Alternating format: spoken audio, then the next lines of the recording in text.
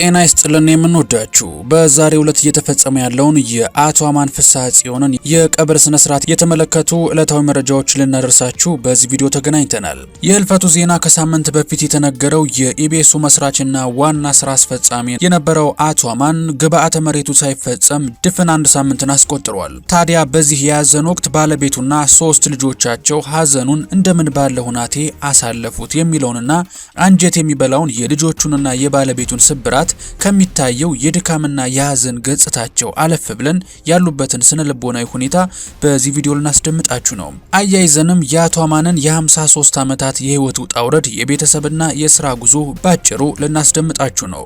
ከናንተ የሚጠበቀው አብሮነታችሁ ነው። የሀዘን ጥሩ የለውምና የሀገሬ ሰው ሀዘን እንደ ማዕበል ነው ይላል። ምን ማድረግ እንዳለብን ለማሰብ ፋታ የማይሰጥ ሀዘኑን ችሎ በህይወት መቀጠል የማይቻል የሚመስል አንዳንዴም የሚሆን እውነትም ሀዘን ማዕበል ነው። ምርጫ ሳጥቶ ዝም የሚያሰኝ ነገር ግን ለዚች ሴት ሀዘኑን ከባድ የሚያደርገው በሞት ያጣችው ሰው የሥራ ባልደረባዋና አልፎም የልብ ጓደኛዋን ነው የተነጠቀችው።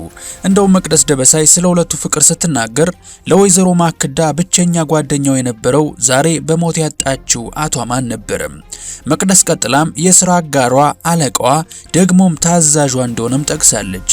ይሄም ነው ሀዘኑን የሚያበረታው።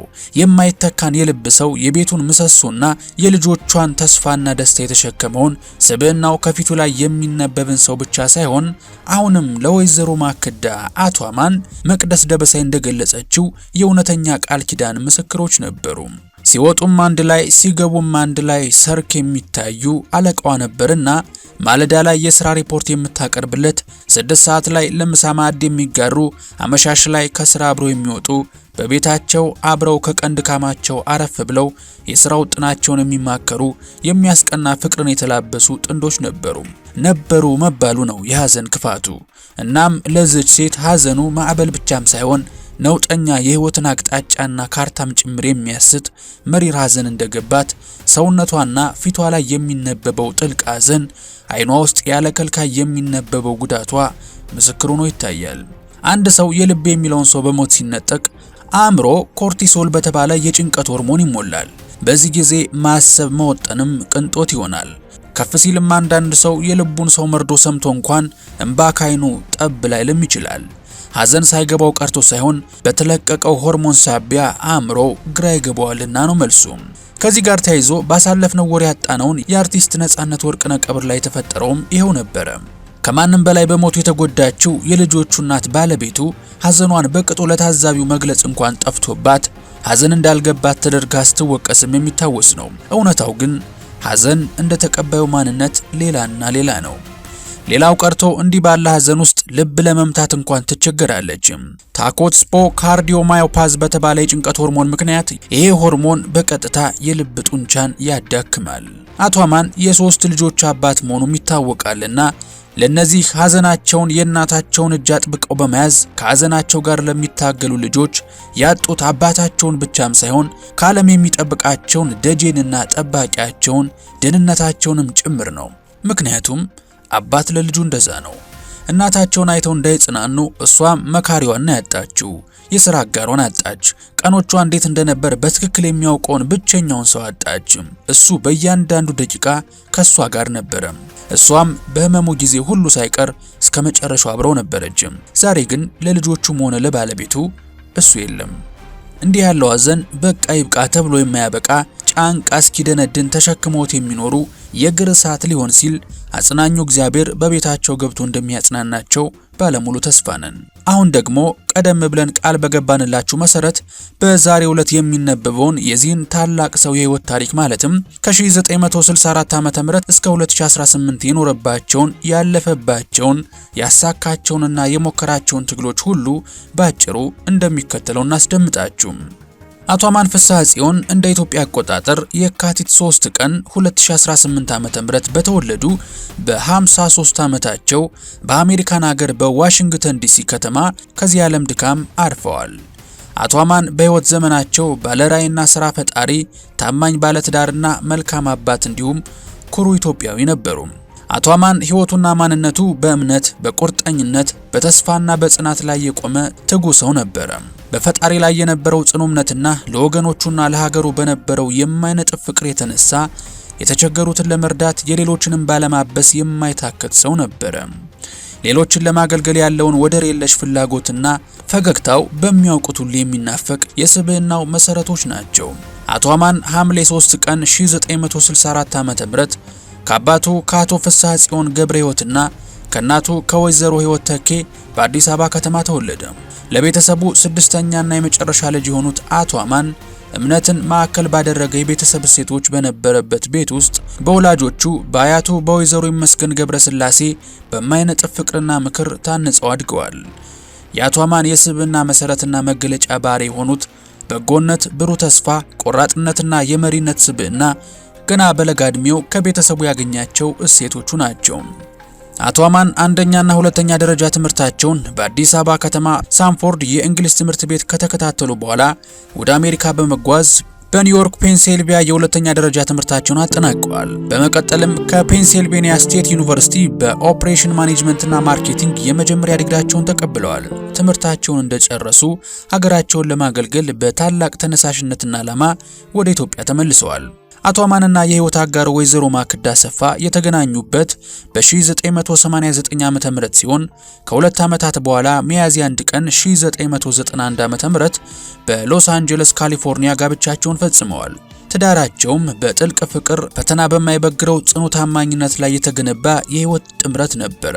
ሁለት ሆነው እንደ አንድ የኖሩበትን የትዳር ህይወት በመከባበር በጋራ ህብረት በተገነባ ጥንካሬ መርተውታል። በዚህም ጊዜ አማኑኤል፣ መቅደላዊትና ሰላም ፍስሐ ጽዮን የተባሉ 3 ልጆችን ያፈሩ ሲሆን ኖቫ የተባለች የልጅ ልጅ ለማየትም በቅተዋል። አቶ አማን በህይወታቸው እጅግ መጠነ ሰፊ የሆኑ ስኬቶች ባለቤት ቢሆኑም ከሁሉም በላይ ትልቁ ኩራታቸውና ደስታቸው ቤተሰባቸው ነበረ። አቶ አማን በ2000 ዓ.ም ከአጋሮቻቸው ከአቶ ሙሴ ፍስሐ ጽዮን፣ አቶ ዮሐንስ ፍስሐ ጽዮንና አቶ ነብዩ አሬድ ጋር በመሆን የኢትዮጵያ ብሮድካስቲንግ ሰርቪስ አሊያም ኢቢኤስ ቲቪ በሲልቨር ስፕሪንግ ሜሪላንድ መሰረቱትም። በታላቅ ላይ የተጀመረው ይህ ተቋም በአጭር ጊዜ ውስጥ በዓለም ዙሪያ በሚሊዮኖች የሚቆጠሩ ተመልካቾች የሚደርስና በሀገር ውስጥና በውጭ ለሚገኙ ኢትዮጵያውያን ዋነኛ የመገናኛ ድልድይ ለመሆን በቅቷል። ኢቢኤስ የአቶ አማን የፈጠራ ስራ አመራርና አርቆ ሀሳቢነትን የሚያንጸባርቅ በማህበረሰቡ ዘንድ ታማኝነትና ተደማጭነት ያለው ድምጽ ለመሆንም በቅቷል። አቶ አማን በ2003 ዓ.ም ለብዙ ዘመናት ሲመኙት የነበረውን ወደ ሀገር የመመለስ ውሳኔ ተግባራዊ በማድረግ በህይወታቸውና በሙያቸው ውስጥ አዲስ ምዕራፍን ከፍተዋል። በእሳቸው መሪነት ኢቢኤስ በኢትዮጵያ የሚዲያ እድገት ላይ ጉልህ ሚና ተጫውቷል። የነደፉት ራዕይና ከአጋሮቻቸው ጋር ተደምሮ በሀገሪቱ የመገናኛ ብዙሃን ኢንዱስትሪ ውስጥ ትርጉም ያለው ለውጥና ሽግግር እንዲመጣም ረድቷል። ነፃ የመገናኛ ብዙሃን እንዲስፋፋና ለአዳዲስ ፈጠራዎችና ለበርካታ ባለሙያዎች እድልና መድረኮች እንዲፈጠሩ ትልቅ አስተዋጽኦን አበርክተዋል። አቶ አማን በጣም በርካታ ውጤቶችን ባስመዘገቡበትና መሰረታዊ የሚባል አሻራ ባሳረፉበት ጉልህ የሥራ ዘመናቸው በአሜሪካና በኢትዮጵያ በበርካታ ተቋማት ውስጥ በከፍተኛ የአመራርነትና በቦርድ አባልነትም አገልግለዋል። የቲኤ ብሮድካስቲንግ ዋና ስራ አስፈጻሚ፣ የክሊር ኮሚኒኬሽን የማርኬቲንግ ምክትል ፕሬዝዳንትና በአዲስ አበባ የአቪዬሽን ኢንተርናሽናል ማኔጅመንት ዳይሬክተር በመሆንም ሰርተዋል። በተጨማሪም በባህር ዳር ዩኒቨርሲቲ፣ በአዲስ አበባ የዲያስፖራ ማህበር፣ በኢትዮጵያ ብሮድካስተሮች ዘርፍ ማህበር ውስጥም በስራ አመራር ቦርድ አባልነት በባለሙያነት የላቅ አስተዋጽኦን አበርክተዋል። ለነዚህ አበርክቶቻቸውና ስኬቶችም በርካታ እውቅናዎችንና አክብሮቶችንም አግኝተዋል። ከነዚህም መካከል የኢትዮ አሜሪካ የንግድ ምክር ቤት የላቀ የንግድ ስራ ሽልማትና የዓመቱ ፈርቀዳጅ የዲያስፖራ ባለሀብት በመሆን የተሸለሙበት ይገኝበታል። አቶ አማንን በቅርብ የሚያውቋቸው ሁሉ በሙያዊ ስኬታቸው ብቻ ሳይሆን በስብዕናቸው፣ በጥንካሬ፣ በደግነታቸው፣ በለጋስነታቸው ሌሎችን ሳይቀር በነበረበት አልፎ ለተግባራዊነት እንዲተጉ በማነሳሳት ልዩ ችሎታ ያከብሯቸዋል። በአቶ አማን ዘንድ ተስፋ መቁረጥ፣ መሸነፍ፣ መረታት ቦታ አልነበራቸውም። የትኛውንም መሰናክል በማስተዋል በጥበብና በብልሃት የሚያልፉ፣ በጊዜያዊ ጫጫታና እውከት የማይረበሹ፣ ከፍርሃትና ከጥርጣሬ ጨለማ ይልቅ የተስፋን ብርሃን የመረጡ መልካም ሰው ነበሩ። የአመራር መርሆቻቸውና ከሰው ጋር የነበራቸው መስተጋብር የረጋ መንፈስና የቀን ልቦናቸውን መሰረት ያደረገ ነበር። በጣም ፈታኝ በሆኑ ጊዜያት ውስጥ እያለፉ እንኳን ነገ የተሻለ እንደሚሆን የማይናወጥ እምነት ነበራቸው። ያንን የተሻለ ነገ እውን ለማድረግም ደከመኝ ሰለቸኝ ሳይሉ ሰርተዋል። አቶ አማን በህይወት የተለዩት የሚወዷትን ባለቤታቸውን ወይዘሮ ማክዳ ፍስሐ ጽዮን፣ ልጆቻቸውን ማኑኤል መቅደላዊትና ሰላም ፍስሐ ጽዮንን፣ የልጅ ልጁን ኖቫ ፍስሐ ጽዮንን፣ እናቱን ወይዘሮ ህይወት ተኬን፣ ወንድም እናቶቹን እንዲሁም በዓለም ዙሪያ የሚገኙ የቤተሰብ አባላትና ወዳጆቹን ብቻ ሳይሆን የሥራቸውንም ፍሬ የሚያውቁትን ሁሉ ነው።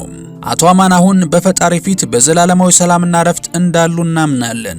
ይሁን እንጂ ታሪካቸው ወደፊት በነጻነት እንዲራመድ በገነቧቸውና ባቋቋማቸው ተቋማትና ከምንም በላይ በሚወዱት ቤተሰባቸው ውስጥ ሕያው ሆኖ ይኖራል። አቶ አማን በጸና እምነት ተመርተው በታማኝነት በማገልገልና ራስን አሳልፎ በመስጠት ሙሉ ሕይወትን ኑረዋል። አቶ አማን በኢትዮጵያ መገናኛ ብዙሃን ታሪክ ውስጥ ባለራዕይና የለውጥ ኃይል ለዘርፉ አርአያ የሆኑም ፈር ቀዳጅ ሀገር ወዳድና የእምነት ሰው ሆነው ምንጊዜም ሲታወሱ ይኖራሉ። ሁሌም በልባችን ትኖራለህ፣ ፈጣሪ ነፍስን በአጸደ ገነት ያኖርልን ይላል በቅርብ ሰዎቻቸው የተጋራው የአቶ አማን ፍስሐ ጽዮን አጭር የህይወት ታሪክ ይህንን ይመስል ነበረ። የምንወዳችሁ ተመልካቾቻችን ጥንቅራችንን እስከ ማብቂያው ስለታደማችሁ ሞቅ ያለ ምስጋና እንጀባ እያልኳችሁ የአቶ አማንን ነፍስ ከደጋጎቹ ጋር ያሳረፍልን እያልን የያዝንላችሁን ጥንቅር በዚሁ ቋጭን። በቀጣይ በተሻለ ቪዲዮ እስከምንገናኝ ሰላማችሁ ብዝት ይበልልን። ቸር ቆዩልን።